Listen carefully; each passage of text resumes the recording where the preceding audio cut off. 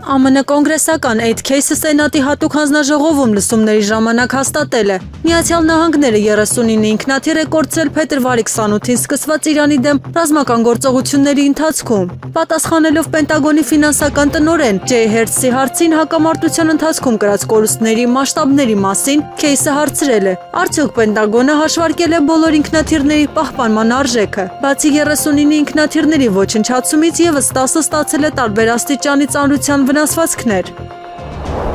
Արաբական Միացյալ Էմիրությունները հայտարարել է մինչև 2027 թվականը կավարտի Հորմուզի նեղուցը շրջանցող նոր նավթամուղի շինարարությունը, շարունակվող հակամարտության եւ ռազմավարական ջրային ուղու հնարավոր երկարատև շրջափակման պայմաններում նավթի անխափան արտահանումն ապահովելու համար, հայտնում է Guardian-ը։ Գահաժարան Գարքայազն Խալեդ բին Մոհամմեդ բին Զայեդ Ալ Նահայանը երկրի պետական նավթային ընկերությանը հանձնարարել է արագացնել նախկինում չբացահայտված նավթագծի իրականացումը։ Նոր խողովակաշարը նավթի էմիրությունների ներքին շրջաններից կհասնի Օմանի ծոցի ափ, Ֆուջեյրա նավահանգիստ։ Ակնկալվում է, որ նոր երթուղին կկրկնապատկի Էմիրատների արտահանման հնարավորությունները արդեն գործող Հաբշան Ֆուջեյրա նավթամուղի միջոցով, որն ունակ է օրական տեղափոխելու մինչև 1.8 միլիոն բարել նավթ։ Այսպիսով ընդհանուր թողունակությունը կարող է հասնել օրական 3.6 միլիոն բարելի։ Իսրայելի եւ Լիբանանի միջև հրադադարը երկարաձգվել է 45 օրով, հայտնել է ԱՄՆ պետքարտուղարության պաշտոնական ներկայացուցիչ Թոմի Փիգոն։ Ըստ նրա, մայիսի 14-ին եւ 15-ին Միացյալ Նահանգներում տեղի են ունեցել Իսրայելի եւ Լիբանանի միջև երկօրյա չափազանց արդյունավետ բանակցություններ։ Ապրիլի 16-ի ռազմական գործողությունների դադարեցման ռեժիմը կերկարաձգվի 45 օրով, հետագա առաջընթացը ապահովելու համար։ Պետդեպը կվերսկսի բանակցությունների քաղաքականության ուղղությունը հունիսի 2-ին եւ 3-ին։ Բացի դրանից, մայիսի 29-ին Պենտագոնում կմեկնարկի անվտանգության ուղղված միջոցառում, երկու երկրների ռազմական պատվիրակությունների մասնակցությամբ։ Այս քննարկումները կնպաստեն երկու երկրների միջև հարատև խաղաղության հաստատմանը, միմյանց ինքնիշխանության եւ տարածքային ամբողջության լիակատար ճանաչմանը եւ նրանց ընդհանուր սահմանի երկայնքով իրական անվտանգության ապահովմանը, ասել է ԱՄՆ պետքարտուղարության ներկայացուցիչը։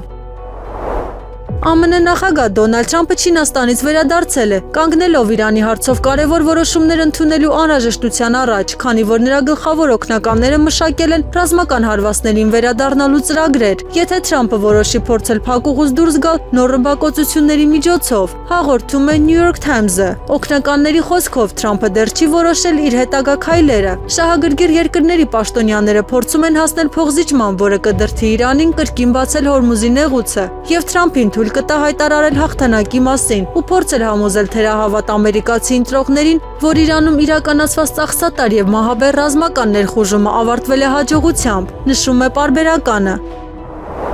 Մերձավոր արևելյան աղբյուրների խոսքով հրադադարից հետո իրականացվում է առավելագույն ակտիվ նախապատրաստություն։ Արդեն հաջորդ շաբաթվանից Իրանի դեմ հարվածները վերսկսելու նպատակով քննարկվում են Իսլամական Հանրապետության ենթակառուցվածքային օբյեկտների նկատմամբ ավելի ագրեսիվ հարվածների սցենարներ, ինչպես նաև հատուկ ջոկատայինների մասնակցությամբ գործողություն, Սպահանում միջուկային նյութերը դուրս բերելու նպատակով։ ԱՄՆ նախագահ Դոնալդ Թրամփը հայտարարել է, որ կհամաձայներ Իրանի միջուկային ծրագրի 20-ամյակ ասեցմանը։ Այն հարցին, արդյոք 20-ամյակ ասեցումը բավարար կլինի, Թրամփը պատասխանել է. 20 տարին բավարար է, բայց նրանց կողմից երաշխիքների մակարդակը, դրանք պետք է լինեն իրական 20 տարիներ։ Հայաստանը հիանալի հասկանում է, որ հանրապետության համար անհնար է լինել եւ Եվրամիության եւ Եվրասիական տնտեսական միության անդամ, եւ երբ նման անհրաժեշտություն առաջանա, Հայաստանի քաղաքացիները կկայացնեն համապատասխան որոշում։ Այս մասին 10-ին ասել է Հայաստանի Հանրապետության փոխվարչապետ Մհեր Գրիգորյանը, պատասխանելով այն հարցին, թե արդյոք Հայաստանը դուրս կգա ԵԱՏՄ-ից եւ արդյոք հանրաքվե կանցկացվի այս հարցի շուրջ։ Մենք հիանալի հասկանում ենք, որ Հայաստանը չի կարող միաժամանակ լինել եւ ԵԱՏՄ-ի եւ ԵՄ-ի անդամ եւ պարզ է, որ ապագայում մենք պետք է կայացնենք համապատասխան որոշում։ Ավելին, այս հարցի վերաբերյալ որոշումը իհարկե կկայացնեն Հայաստանի Հանրապետության քաղաքացիները։ Այս պահին նման անհրաժեշտություն չկա, ասել է նա։ Մայիսի 9-ին Ռուսաստանի նախագահ Վլադիմիր Պուտինը հայտարարել էր, որ Երևանը պետք է որքան հնարավոր է շուտ որոշում կայացնի ԵՄ-ին կամ ԵԱՏՄ-ին անդամակցելու հարցի շուրջ, այդ դեպքում հնարավոր կլինի խելացի ամուսնալուծություն։ Ուժեղ Հայաստան կուսակցության անդամները քարոզարշավի շրջանակում Գեղարքունիքի մարզում էին։ Այսօր մեր երկրում բազմաթիվ 4 կամ 5 երեխա ունեցող ընտանիքներ բնակարանային խնդրի առաջ են կանգնած։ Գեղարքունիքի բնակիչների հետ հանդիպանը փաստել է Ուժեղ Հայաստան կուսակցության խորհրդի անդամ Նարեկ Կարապետյանը։ Ըստ մեր առաջարկած ծրագրի կստեղծվի հիմնադրամ եւ գումար կփոխանցվի, որ 5-րդ երեխա ունեցող յուրաքանչյուր ընտանիք կարողանա ձեռք բերել բնակարան անվճար, նշել է Նարեկ Կարապետյանը։ 2025 թվականին Հայաստանի Հանրապետության քաղաքացիություն է ստացել 25670 օտարերկրյա քաղաքացի։ Այս մասին են փաստում Հայաստանի Հանրապետության վիճակագրական կոմիտեի տվյալները։ Հայաստանի Հանրապետության քաղաքացիություն ստացածների թվում գերակշռում են Ռուսաստանի քաղաքացիները 7377 մարդ կամ 28.7%։ Ռուսաստանի Դաշնությանը հաջորդում է Վրաստանը 1731 մարդ 6.7%, իսկ երրորդ տեղում Իրանն է 648 մարդ 2.5%։ Ցանկում 10 պետություն կա, որոնց թվում է Սիրիան, Ուկրաինան, Թուրքիան։ Քաղաքացիական պայմանագրի քարոզչական պաստառին ֆլոմաստերով գրություն թողած կնոջը ձերբակալել են։ Այս մասին հայտնել է փաստաբան Ռուբեն Մելիքյանը։ Իրավապաշտպանի խոսքով կնոջ դեմ քրեական վարույթ է նախաձեռնվել քարոզարշավին խոչընդոտելու քրեական հոդվածով։ Մի քանի ընթացակարգային խորհուրդ տվեցի այդ կնոջը, ասացի, որ արարքն առավելագույնը կարող է որակվել վարչական իրավախախտում, իսկ այդ դեպքում անազատության առավելագույն ժամկետը 3 ժամ է, նշել է փաստաբանը։ Ըմբիշ Սուրեն Իշխանյանը Եվրոպայի M17 առաջնության կիսաեզրափակչում 15 եւ 4 հաշվով հաղթել է ադրբեջանցի Աբաս Շաֆիևին։ Հայ մարզիկը դուրս է եկել Եվրոպայի մինչև 17 տարեկանների ազատ ոճի ըմշամարտի առաջնության եզրափակիչ։ Ռուսաստանն ու Հայաստանը ներկայումս ունեն մտերիմ, բայց միևնույն ժամանակ բարդ հարաբերություններ։ Հաշվի առնելով Երևանը ենթարկեցնելու արևմուտքի փորձերը, հայտարարել է Ռուսաստանի արտաքին գործերի նախարար Սերգեյ Լավրովը։ Մենք հարաբերություններ ունենք Հայաստանի հետ, այդ հարաբերությունները մտերիմ են, դաշնակցային, բայց միևնույն ժամանակ բարդ, հաշվի առնելով թե ինչպես է արևմուտքը փորձում ենթարկեցնել Հայաստանը։ Հետևելով անկախ պետությունների համագործակցության որոշել անդամների օրինակին եւ խզել Հայաստանի փոխշահավետ տնտեսական առևտրային եւ ներդրումային կապերը ԱՊՀ-ի եւ Եվրասիական տնտեսական միության իր գործընկերների հետ, ասել է արտգործնախարարը։ Ըստ Լավրովի, ԵԱՏՄ անդամ երկրները կկարողանան քննարկել Հայաստանը արևմուտքի ուղեծիր ներգրավելու փորձերի հետ կապված հարցերը միության մայիսին կայանալի գագաթնաժողովում։ Հիմա կարծում եմ օպտիմալ հնարավորություն է քննարկելու այն իհայտ եկող խնդիրները, որոնք բխում են Եվրամիության կողմից Հայաստանին իր ուղեծիր ներգրավելու համառությունից, այդ թվում Եվրասիական տնտեսական միության միջոցով Հայաստանի ստացած օգուտները զիջելու գնով։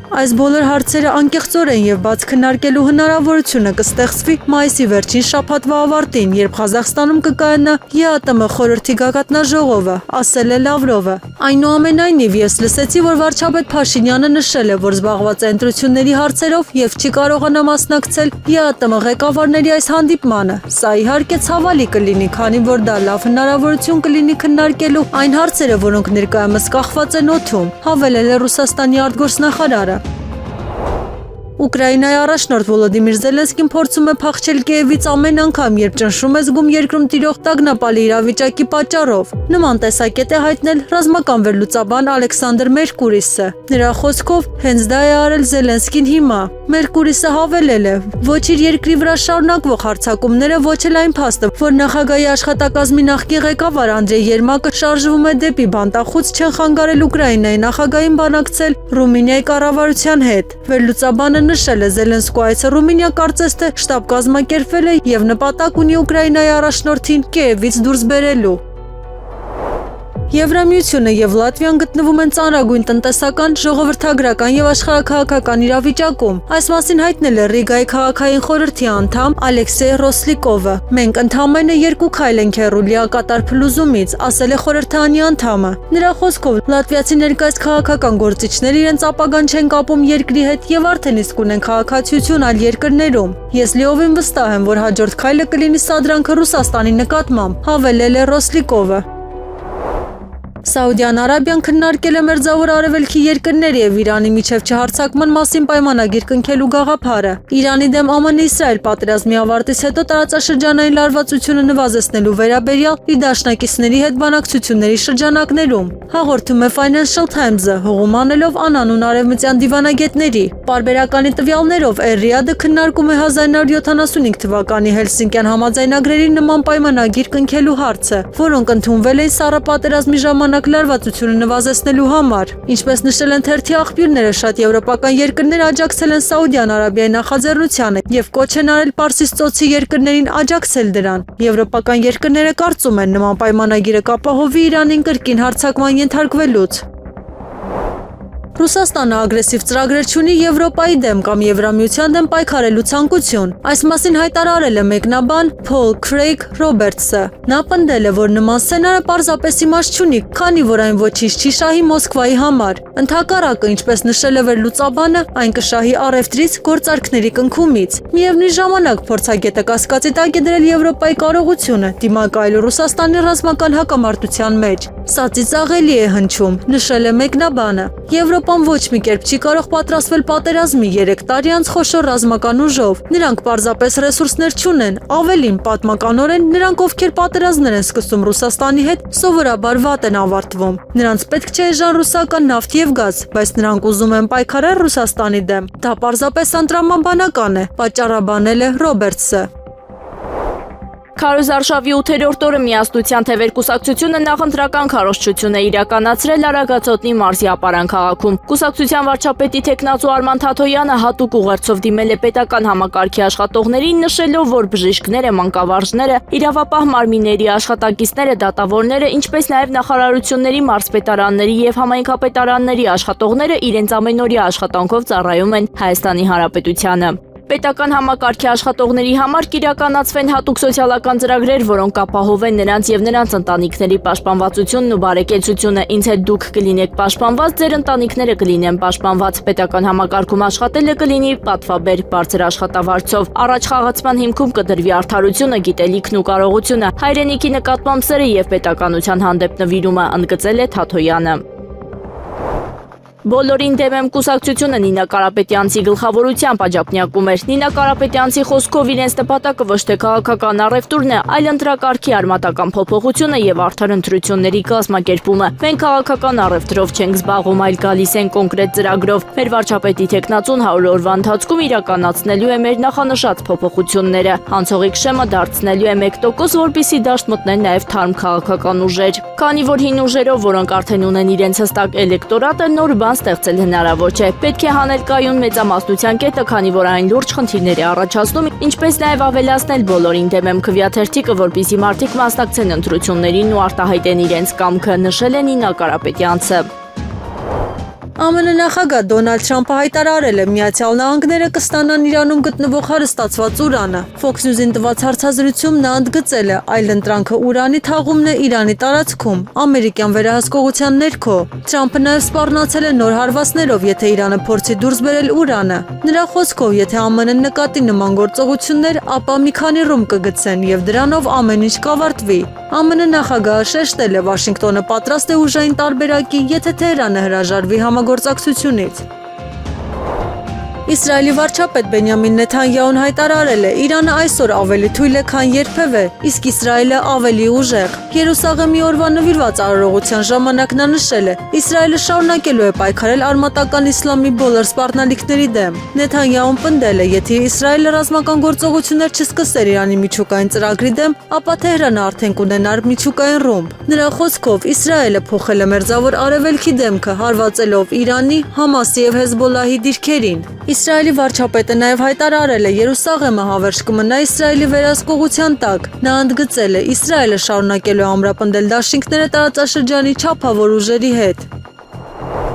Գերմանիայի զինված ուժերի գլխավոր տեսուչ Կարլ Ստենբրոյերը պնդել է, որ Ռուսաստանը կարող է հարձակվել Հյուսիսատլանտյան դաշինքի վրա 2029 թվականին կամ ավելի վաղ։ Տարբեր ցուցանիշներ, վերազինումը, անձնակազմի կուտակումը, տնտեսական եւ քաղաքական զարգացումները բոլորը համընկնում են մեկ կետի շուրջ։ 2029 թվական կարող է դա տեղի ունենալ ավելի վաղ, այո, նշել է Բրոյերը։ Ըստ նրա, խնդիրը Մոսկվայում է եւ ոչ մի այլ տեղ։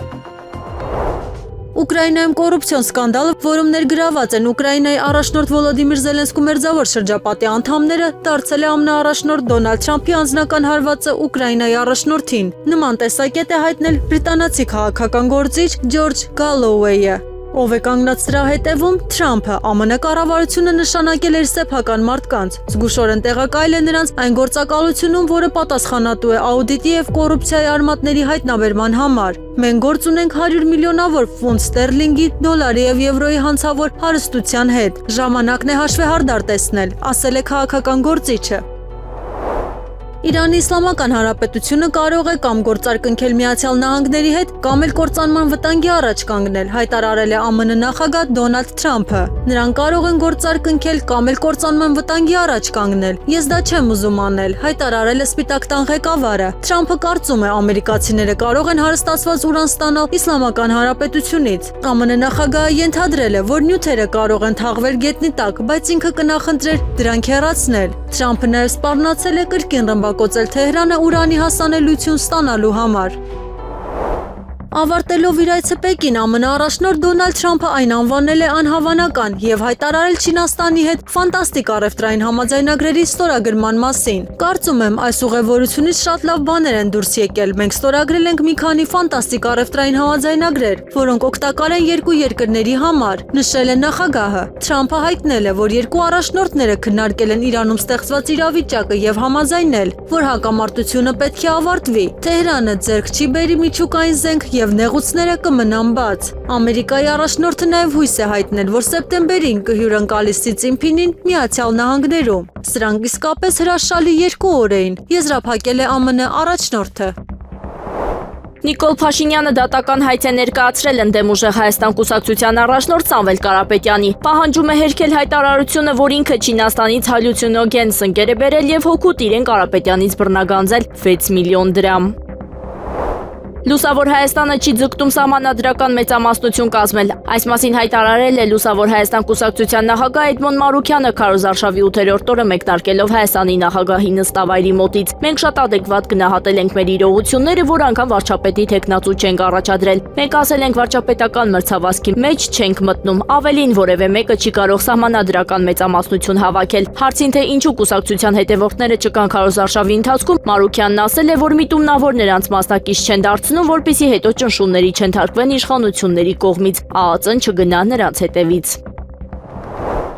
Քարոզարշավն անցնում է քաղաքական ուժերի թեժ փոխհրաձգությունների շրջանում, մասնավորապես Աջափնյակում քաղաքացիների հետ հանդիպմանը Հայաստան դաշինքի առաջնորդ երկրորդ նախագահ Ռոբերտ Քոչարյանը կոշտ գնահատել է Նիկոլ Փաշինյանին։ Մեղադրանքներից անցում է կատարվել անձնական վիրավորանքների։ Քոչարյանը մասնավորապես ասել է. «Լկտիությունն այսօր հասել է նրան, որ այսօր հարվածում է մեր ինքնությանը։ Ես չեմ հիշում Հայաստանի պատմության մեջ, որ որևէ մեկը համարձակվի խոսել ինքնության դեմ, խոսել եկեղեցու դեմ։ Այ համբալ, ինչ ունես ինքնության դեմ», ասել է Ռոբերտ Քոչարյանը իր խոսույթը մեկնաբանելով, թե հենց Փաշինյանի լեզվով է խոսում նրա հետ։ Ավելի ուշ Նիկոլ Փաշինյանն արձագանքել է Քոչարյանին։ Քոչարյանն ասել է, թե քաղաքացիական պայմանագրում համբալ բառն ընդունված է, ճիշտ է ասել, որովհետև մենք իր մասին խոսելիս հենց այդ բառն էլ օգտագործում ենք՝ համբալ։ Ռոբերտ անունն առանձին վերցրած, թե Քոչարյանն ազգանունն առանձին վերցրած, շատ հարգված են, բայց երբ դրանք միանում են իրար, դառնում են համբալ, նշել է Նիկոլ Փաշինյանը։ Անդրադառնալով մարտի 1-ին Ռոբերտ Քոչարյանը մեղադրել է Փաշինյանին, ասելով, որ 2008 թվականի մարտի 1-ի դեպքերի սադրողն ու հիմնական պատասխանատուն հենց Նիկոլ Փաշինյանն էր։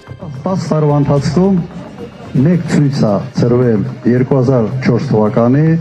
խորհրդարանի մոտ։ Մեկ ցույց, ծրվել է 15 րոպե, մի մարդ հիվանդանոց չի դիմել։ Մի մարդ։ Հետո եղավ 2008 թվականի ես արդեն գնալուց մարտի 1-ի այդ դեպքերը։ Մարտի 1-ի դեպքերը, որտեղ սադրողը եւ հիմնական պատասխանատու եւ մեղավորը հենց Նիկոլ Փաշինյանն է։ Ի պատասխան Ռոբերտ Քոչարյանի Փաշինյանը քարոզարշավի ընթացքում հայտարարել է, թե մարտի 1-ի գործը բացահայտված է։ Որ մարտի 1-ը բացահայտված է, մարտի 1-ը բացահայտված է, 100%-ով է բացահայտված, բոլոր մանրամասներով է բացահայտված։ Այլ բան, որ մեր իրավական համակարգը կոնկրետ Ռոբերտ Քոչարյանի պարագլխի գլխավորությամբ պետքա բերի օրինական իրավական պատասխան։ Ռոբերտ Քոչարյանը պետքա նստի կարճ կոնկրետ։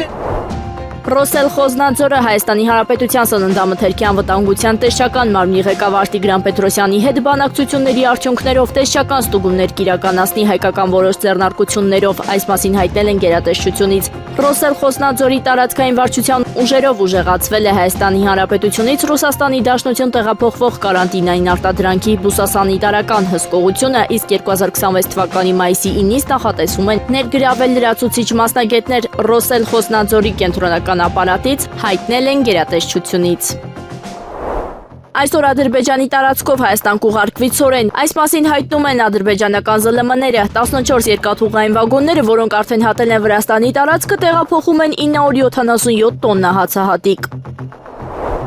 Բնապահպանության եւ ընդերքի տեսչական մարմին Շաքիի ջրվեժի ջրային հոսքի նվազման վերաբերյալ ստացված ահազանգի հիման վրա տեսուչները ստուգում են կատարել Սյունիքի մարզի Շաքի գյուղում գործող Հակոբյանյանի եւ Գալստյանի ՀԵԿ ՍՊԻ Շաքի ՓՀԿ-ում։ Ստուգման արդյունքում տեսչական մարմնի աշխատակիցներն արձանագրել են, որ ընկերությունը ՓՀԿ-ում գործունեություն իրականացրել է խախտելով ջրօգտագործման թույլտվության պահանջները։ Ընկերությունը գերազանցելով ջրօգտագործման սահմանված չափականակները խախտել է ըստ ամիսների սահմանված ջրառի ծավալները ջրօգտագործման ժամանակահատվածը եւ ռեժիմը։ Կատարվել է ջրային ռեսուրսի վրա տնտեսական գործունեության հետևանքով առաջացած ազդեցության գնահատման հաշվարկ 27 միլիոն դրամի չափով։ Ընկերության տնօրենը կենթարկվի վարչական պատասխանատվության։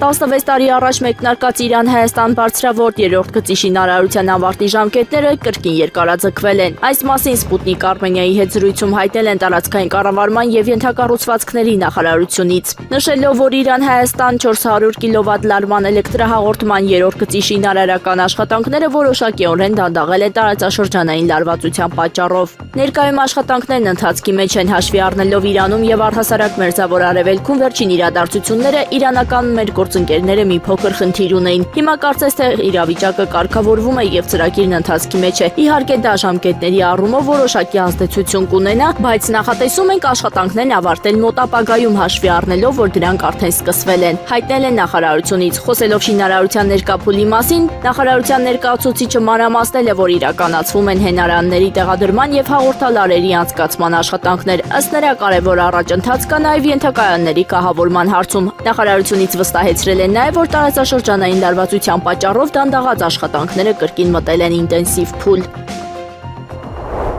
Շիրակի մարզի Գյումրի քաղաքում արձանագրվել են սուրաղիքային վարակի դեպքեր, հայտնել են հիվանդությունների վերահսկման եւ կանխարգելման ազգային կենտրոնից։ Գյումրու Տիրամայր Հայաստանի կենտրոնի 15 սան հոսպիտալացվել է Գյումրու բժշկական կենտրոնի ինֆեկցիոն բաժանմունք։ Բուժառուների վիճակը գնահատվում է բավարար, արձանագրվում է դրական դինամիկա, իսկ այսօրվա դրությամբ նոր դեպքեր չեն գրանցվել։ Դեպքի առնչությամբ հիվանդությունների վերահսկման եւ կանխարգելման ազգային կենտրոնի մասնագետներն իրականացրել են համաճարակաբանական ուսումնասիրություն, ինչպես նաեւ նմուշառումներ եւ լաբորատոր հետազոտություններ։ Խմելու ջրի հետազոտությունների արդյունքում շեղումներ չեն հայտնաբերվել։ Կենսաբանական նմուշների հետազոտությունները շարունակվում են։ Հայաստանը չի անցել Եվրատեսիլ 2026-ի եզրափակիչ փուլ։ 3 Վիեննայում կայացած մրցույթի երկրորդ կիսաեզրափակիչը, որին մասնակցում էր 15 երկիր, որոնցից միայն 10-ը սակայն ստացավ ուղեգիր դեպի մեծ եզրափակիչ։ Երկրորդ կիսաեզրափակիչը հաղթահարեցին հետևյալ երկրները՝ Բուլղարիա, Ուկրաինա, Նորվեգիա, Ավստրիա, Ռումինիա, Մալթա, Կիպրոս, Ալբանիա, Դանիա, Չեխիա։ 2026 թվականի եզրափակիչ փուլը կայանալու է մայիսի 16-ին։ ԱՄՆ նախագահ Դոնալդ Թրամփը հնարավոր է համարել Չինաստանի ազդեցությունը Իրանի վրա Վաշինգտոն եւ Թեհրանի հակամարտության կարգավորման հարցում։ Fox News-ին տված հարցազրույցում նա հայտարարել է, նման տարբերակը հավանաբար հնարավոր է։ Թրամփը մանրամասներ չի հայտնել, սակայն նշել է, Իրանին ընտրություն է տվել գնալ գործարքի կամ բախվել լիակատար ոչնչացման։ Նրա խոսքով սկզբում ԱՄՆ-ն որոշել էր դադարեցնել հարվածները որոշ երկրների խնդրանքով, որոնք լավ հարաբերություններ ունեն Թեհրանի հետ։ ԱՄՆ նախագահը կրկին ընդգծել է, Վաշինգտոնը պատրաստ է կոշտ քայլերի Իրանի դեմ։ Նրա հայտարարությունները ցույց են տալիս, որ Սպիտակ տունը փորձում է նաև Չինաստանին ներգրավել ճնշման գործընթացում։ Լիտվայի արտաքին գործերի նախարարություն կանչված Բելարուսի դեսպանատան ժամանակավոր հավատարմատարին վճռական բողոք է ներկայացվել Լիտվայի օդային տարածքի խախտման պատճառով։ ԱԳՆ-ում հայտարարել են, միջադեպը սպառնալիք է ստեղծել քաղաքացիական ավիացիայի անվտանգության համար եւ ստիպել ժամանակավորապես սահմանափակել Վիլնյուսի օդանավակայանի օդային տարածքի օգտագործումը։ Լիտվական կողմը հայտարարել է, նման միջադեպերը դիտարկում են որպես միջազգային իրավունքի լուրջ խախտումներ եւ Լիտվայի դեմ ուղղված հիբրիդային հարձակումներ։ Սահմանափակումները Փոփոխությունների հետևանքով մեկ ինքնաթիռ վերահասցեագրվել է Կոպենհագեն, եւս մեկը չվերթը չեղարկել է, իսկ ավելի քան 120 ուղևոր խնդիրների առաջ է կանգնել։ Լիտվան կրկին պահանջել է, որպեսզի Բելարուսը վերահսկի օդային տարածքը եւ կանխի նման խախտումները։ Թրամփը հայտարարել է, որ Իրանի ռազմական ոչնչացումը իր վարչակազմի կարևորագույն ձեռքբերումներից է։ Նա հայտնել է, ԱՄՆ-ն վերջին 16 ամիսներին ցուցադրել է անսահմանափակ վերելք եւ ռազմական հաղթանակներ։ Թրամփը նշել է, Իրանի դեմ գործողությունները դեռ շարունակվելու են։ Նրա խոսքով շարունակությունը կլինի, իսկ Վաշինգտոնը պատրաստ է նոր քայլերի Թեհրանի դեմ։ ԱՄՆ նախագահը նաեւ հայտարարել է, Չինաստանի նախագահ Սի Ցզինփինը շնորհավորել է իրեն հաջողությունների համար։ Վերջինս հավելել է, այժմ ԱՄՆ-ն դարձել է աշխարհի ամենագրավիչ երկիրը։ Իսրայելի պաշտպանության նախարարը հայտարարել է, Թել Ավիվը պատրաստ է կրկին գործել Իրանի դեմ, եթե դրա անհրաժեշտությունը առաջանա։ Նրա խոսքով Իսրայելը պատրաստ է նոր գործողությունների, իր ռազմավարական նպատակները վերջնականապես ապահովելու համար։ Անչափահաս աղջկան առևանգած եւ նրա նկատմամբ սեռական բնույթի բռնի գործողություններ կատարած 4 անձի վերաբերյալ Շիրակի մարզի առաջին ատյանի ընդհանուր իրավասության դատարանը 2026 թվականի մայիսի 8-ին կայացրել է մեղադրական վերդիկտ քրեական օրենսգրքի 191-րդ հոդվածի 2-րդ մասի 3-րդ կետով եւ 198-րդ հոդվածի 2-րդ մասի 2-րդ կետով։ Հիշեցնենք, որ դատախազը 2024 թվականի հունիսի 15-ին ՆՂ-ի, ԱԱ-ի, ԱԲ-ի եւ ՍՍ-ի նկատմամբ հարուցել էր հանրային քրեական հետապնդում Քրեական օրենսգրքի 191-րդ հոդվածի 2-րդ մասի 3-րդ կետով այն է անչափահասին առևանգելը եւ 198-րդ հոդվածի 2-րդ մասի 2-րդ կետով այն է անչափահասի նկատմամբ սեռական բնույթի բռնի գործողություններ կատարելը։ Քննչական կոմիտեում քննված քրեական վարույթով պարզվել էր, որ 2023 թվականին անչափահասներ 4 անձ խմբի կազմում նախնական համաձայնությամբ խաբեությամբ առևանգել են անչափահաս աղջկան տեղափոխել Գյումրիում գտնվող կիսակառույց շենք եւ փոխլրացնելով միմյանց գործողությունները կատարել են սեքսուալ բնույթի բռնի գործողություններ տեսաձայնագրել եւ քննությամբ չպարզված հանգամանքներում տեսակրությունը հրապարակել սոցիալական ցանցերից մեկի օգտահաշվում։ Դատախազը 2025 թվականի հունվարի 25-ին իրավասու դատարան էր հանձնել վերոնշյալ անձանց վերաբերյալ հաստատված մեղադրական եզրակացությամբ քրեական վարույթի նյութերը։ Հայաստանի կրթության, գիտության, մշակույթի եւ սպորտի նախարարության հովանավորությամբ հանրային հեռուստաընկերության եւ եվրոպական հեռարձակողների միության համատեղ ջանքերով հունիսի 6-ին Երևանում կանցկացվի դասական եվրատեսիլ միջազգային 22-րդ մրցույթը։ Այս նպատակով կառավարությունը հատկացրել է շուրջ 665 միլիոն դրամ։ Որոշումն ընդունվել է գործադիրի այսօրվա նիստում։ Հարցը զեկուցել է կրթության, գիտության, մշակույթի եւ սպորտի նախարար Ժաննա Անդրեասյանը։ Նրա խոսքով միջոցառումը հնարավորություն կտա Հայաստանը հերթական անգամ դիրքավորել միջազգային հարթակում մասնավորապես դասական արվեստի ոլորտում, ինչը նախարարի դիտարկմամբ առանձնահատուկ կարևորություն ունի։ Կառավարությունն ակտիվ քաղաքականություն է վարում Հայաստանը միջազգային տարբեր մրցաշարերի, մրցույթների եւ միջոցառումների հարթակ դարձնելու ուղղությամբ։ Այդ նախաձեռնությունները նպաստում են մեր երկրի տեսանելիությանն ու ճանաչելիությանը եւ դասական եվրատեսիլը անկասկած համալրում է այդ շարքը, նշել է կրթության, գիտության, մշակույթի եւ սպորտի նախարարը։